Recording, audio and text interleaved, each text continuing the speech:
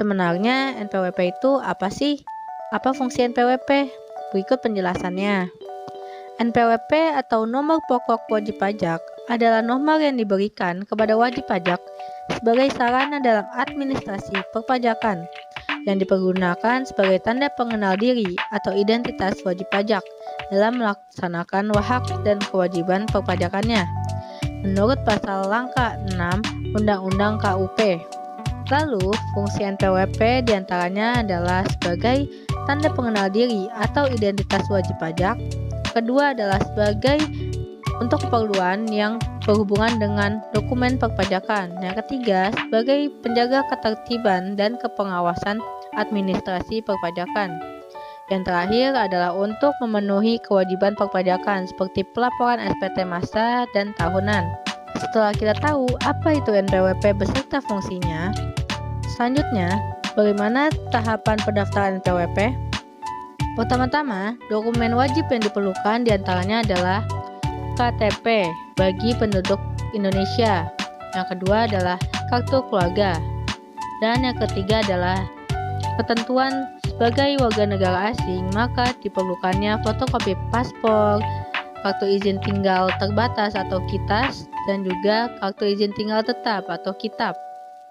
Kemudian, untuk jangka waktu pendaftaran NPWP dan pelaporan pengukuhan PKP atau pengusaha kena pajak adalah yang pertama, bagi wajib pajak orang pribadi yang tidak menjalankan usaha atau tidak melakukan pekerjaan bebas, wajib mendaftarkan dirinya untuk memperoleh NPWP paling lambat pada akhir bulan berikutnya setelah penghasilan wajib pajak pada suatu bulan disetahunkan telah melebihi PTKP atau penghasilan kena pajak.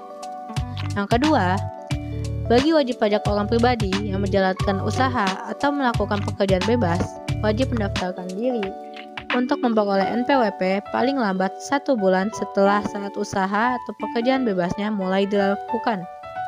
Dan yang terakhir, bagi wajib pajak badan, wajib mendaftarkan diri untuk memperoleh NPWP yang paling lambat 1 bulan setelah saat pendirian. Selain NPWP, di dalam perpajakan juga terdapat istilah yang bernama NPPKP. Wah, apalagi ya NPPKP itu? Terus fungsinya apa sih? Ada perbedaan nggak ya dengan NPWP? Berikut penjelasannya. NPPKP atau nomor pengukuhan pengusaha kena pajak adalah nomor identitas yang dimiliki oleh wajib pajak yang telah dikukuhkan sebagai pengusaha kena pajak atau PKP. Adapun fungsi NPPKP diantaranya pertama, sebagai buktilitas serta kredibilitas agar dapat mengikuti kegiatan transaksi yang berhubungan dengan pemerintah. Yang kedua, sebagai identitas dari wajib pajak yang sudah dikukuhkan sebagai PKP. Kemudian, perbedaan antara NPPKP dengan NPWP adalah NPWP merupakan identitas wajib pajak pribadi maupun badan serta merupakan identitas atau bukti keikutsertaan dalam melaksanakan hak dan kewajiban perpajakannya. Sedangkan NPPKP merupakan identitas wajib pajak pribadi maupun badan yang telah terikat pada kewajiban perpajakan untuk PKP atau pengusaha kena pajak.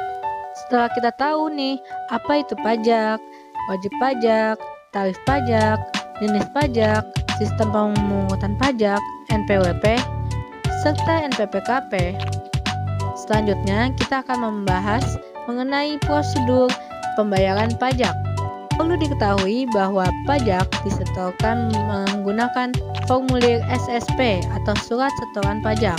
SSP adalah bukti pembayaran atau penyetoran pajak yang telah dilakukan dengan menggunakan formulir atau telah dilakukan dengan cara lain kepada kas negara melalui tempat pembayaran yang telah ditunjuk oleh Menteri Keuangan. Penyampaian SSP ini dapat melalui tempat pembayaran seperti Pos Indonesia, teller bank, bank BUMN maupun bank BUMD.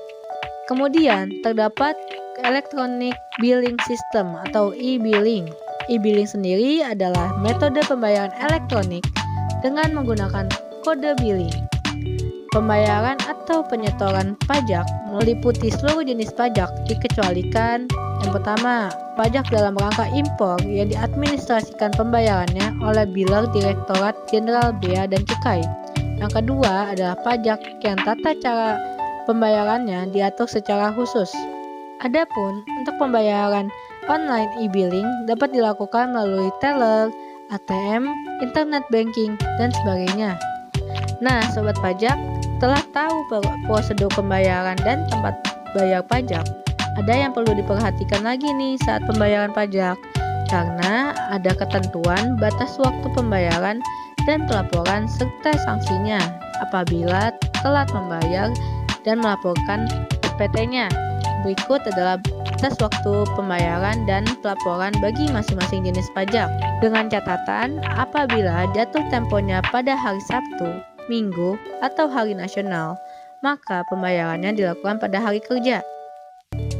Dalam hal melaporkan pajak, setiap tahun wajib pajak orang pribadi maupun badan wajib menyampaikan surat pemberitahuan tahunan atau biasa kita sebut dengan SPT. Adapun untuk batas jatuh tempo pelaporan SPT secara umumnya adalah yang pertama, untuk SPT masa paling lambat 20 hari setelah masa akhir pajak. Yang kedua, untuk SPT tahunan pajak penghasilan wajib pajak orang pribadi paling lambat 3 bulan setelah akhir tahun pajak. Dan yang terakhir adalah untuk SPT tahunan pajak penghasilan wajib pajak badan paling lambat 4 bulan setelah akhir tahun pajak.